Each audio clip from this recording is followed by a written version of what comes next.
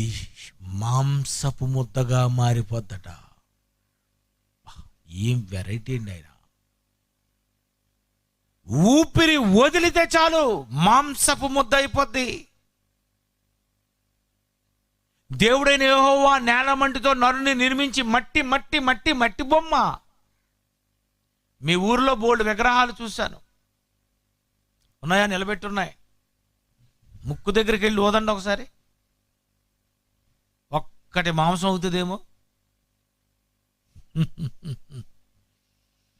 ఒక్కరు బతకరు.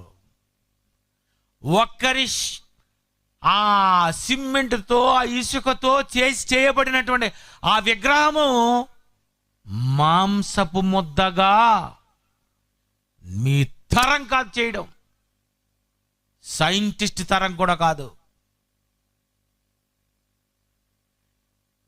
అవి అలా మట్టితోనే ఉండిపోతాయి.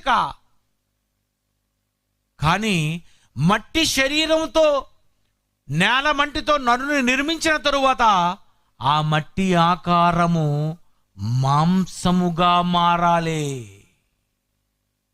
మాంసముగా మారాలి అంటే జీవాత్మ అందులో ప్రవేశించాలట. ఏంటో ఆత్మ అది.